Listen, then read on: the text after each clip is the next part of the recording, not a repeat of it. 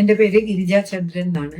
53 വർഷങ്ങൾക്ക് മുമ്പ് തിരുവനന്തപുരത്ത് റിഗാറ്റ എന്ന പേരിൽ ഒരു സ്ഥാപനം തുടങ്ങി. Tailoring, type writing, book binding, അക്കൂട്ടത്തിൽ നൃത്തവും സംഗീതവും നഴ്സറി സ്കൂളും ഒക്കെ ഉണ്ടായിരുന്നു. ബാക്കിയെല്ലാം ഒരു 10-15 കൊല്ലം കഴിഞ്ഞപ്പോൾ അങ്ങ് നിന്നു. നൃത്തവും സംഗീതവും മാത്രം ഒരുപാട് മുന്നോട്ട് പോയി. ഇപ്പോ വളരെ വിജയകരമായി തന്നെ പോകുന്നു.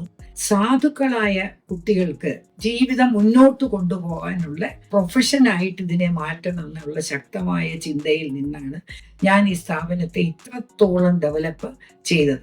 ഇപ്പോ സംസ്കൃതവും കർണാടക സംഗീതവും ശാസ്ത്രീയ നൃത്തവും ഒക്കെ വളരെ ഏതൊരു സർവകലാശാലയെക്കാട്ടിയും മേൽ എന്ന് തന്നെ എനിക്ക് അഭിമാനത്തോടെ പറയാൻ സാധിക്കും. അങ്ങനെയാണ് ഞാൻ ഇവിടെ പഠിപ്പിക്കുന്നത്. 10-25 സ്റ്റാഫുണ്ട്. നന്നായിട്ട് ക്ലാസ്സുകൾ പോകുന്നു. ഞാൻ വളരെ ചിട്ടയായിട്ട് ചെലവുകൾ നിയന്ത്രിച്ചുകൊണ്ടും ഒക്കെ ഇപ്പം നല്ല സാമ്പത്തിക ഭദ്രതയിൽ തന്നെയാണ് പോകുന്നത്. ഒരുപാട് പേര് ഞാൻ കാരണം ജീവിക്കുന്നു.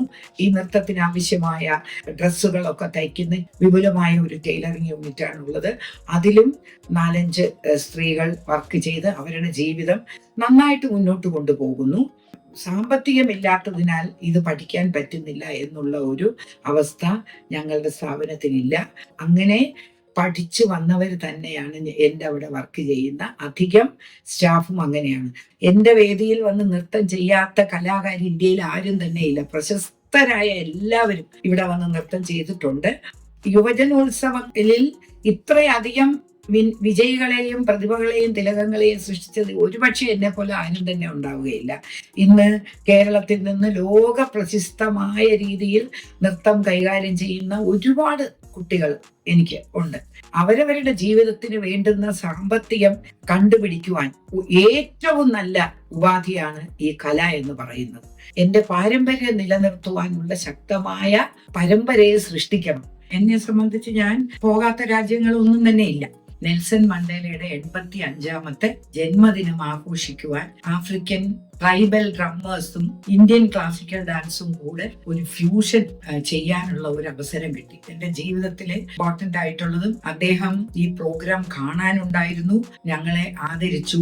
സൂര്യ കൃഷ്ണമൂർത്തി സാറാണ് ഇതിന് എന്നെ കൊണ്ടുപോയത്. ഈ മെഗാ ഷോ അവിടുത്തെ ചാറ്റ്സ്വർത്ത് സ്റ്റേഡിയത്തിലാണ് ഇത് ചെയ്തത്. അത് വളരെ ഒരു വിജയമായിരുന്നു. ഇത്രയും കാതലായ ഇന്ത്യൻ സംസ്കാരത്തിനും ഇന്ത്യൻ ആർട്ടിനും ഉള്ള അക്സെപ്റ്റൻസ് കാണുമ്പോൾ ഇവിടെ ഉള്ളവർ അതുപോലെയൊന്നും ചെയ്യുന്നില്ല എന്നാണ് എനിക്ക് പറയാനുള്ളത്. ഞാൻ ജപ്പാനിൽ പോയപ്പോൾ തന്നെ ശ്രീബുദ്ധനെ പറ്റി ഒരു പ്രൊഡക്ഷൻ ചെയ്തു. അത് മുഴുവനും ജാപ്പനീസിൽ ട്രാൻസ്ലേറ്റ് ചെയ്ത് വളരെ നാൾക്ക് മുമ്പേ ഓഡിയൻസിന് അയച്ചു കൊടുത്ത് അവരത് എത്രത്തോളമാണ് അവർ ആസ്വദിക്കുന്നതെന്ന് പറയാതിരിക്കാൻ പറ്റൂല. അവാർഡുകളുടെ എണ്ണം എൻ്റെ വീട്ടിൽ വന്നാൽ തന്നെ കാണാൻ വയ്ക്കാൻ പോലും സ്ഥലമില്ല. പക്ഷെ അതിലൊന്നും കാര്യമില്ല.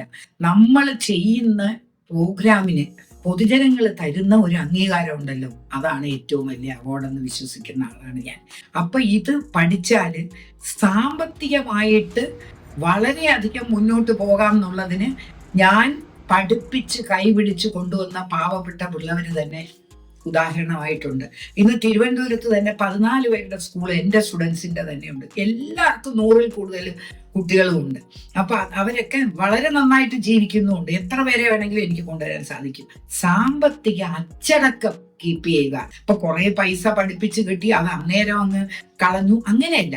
സാമ്പത്തികത്തിന്റെ ഉത്തുംഗ ശ്രേണിയിൽ നിൽക്കുന്ന കലാകാരില്ലേ.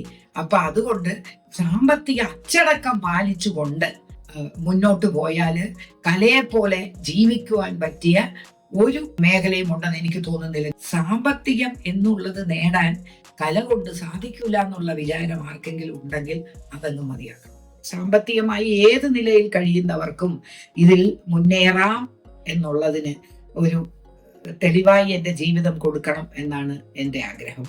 അതിലേക്ക് വേണ്ടി ഇനി ദൈവം ആരോഗ്യം തരട്ടെ എന്ന് മാത്രം പ്രാർത്ഥിച്ചുകൊണ്ട്